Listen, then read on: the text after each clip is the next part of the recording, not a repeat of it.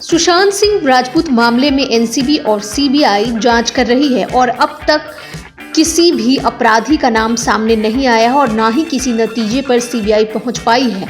अभी सीबीआई की जांच बाकी है और ऐसे में कई लोगों पर गाज गिर चुकी है। दीपिका पादुकोण की मैनेजर करिश्मा इस बीच फरार हो चुकी हैं क्योंकि एनसीबी ने शिकंजा कसा था और उनके पास से ड्रग्स बरामद हुआ था। सुशांत सिंह राजपूत केस में ड्रग्स मामले में नारकोटिक्स क्राइम ब्यूरो एनसीबी ने रिया चक्रवर्ती और उनके भाई शौविक चक्रवर्ती को गिरफ्तार किया था। इनसे पूछताछ के दौरान एक्ट्रेस दीपिका पादुकोण की मैनेजर करिश्मा प्रकाश का नाम भी सामने आया है।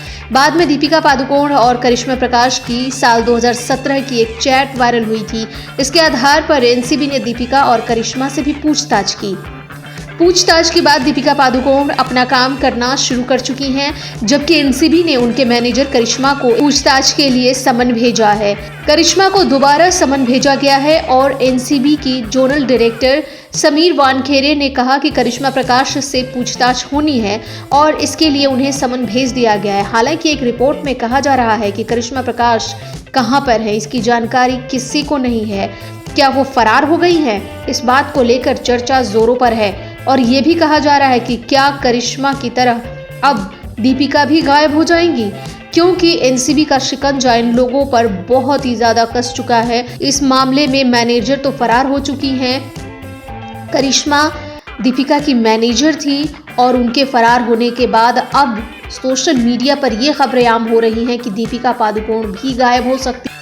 हालांकि कई रिपोर्ट्स के मुताबिक एंटी ड्रग एजेंसी ने करिश्मा के घर पर छापेमारी की और कथित तौर पर ड्रग्स की अज्ञात मात्रा बरामद की है। रिपोर्ट में यह भी कहा गया कि करिश्मा कहां पर है, इसकी जानकारी किसी को भी नहीं है।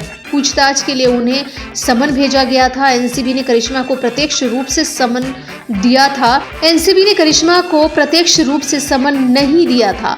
एनसीबी ने सितंबर में करिश्मा और दीपिका को समन भेजा था और अधिकारियों ने कई घंटों तक पूछताछ की थी। उसके बाद ये दूसरी बार समन भेजा गया है जिसमें करिश्मा उपस्थित नहीं थी और वो अपने घर से भी गायब है। उनके घर पर भी छापेमारी हुई है। रिपोर्ट के मुताबिक करिश्मा का नाम लाइमलाइट में उस वक्त आया जब बॉलीवुड ड्रग्स केस में उनका नाम जुड़ा। दीपिका और उनकी मैनेजर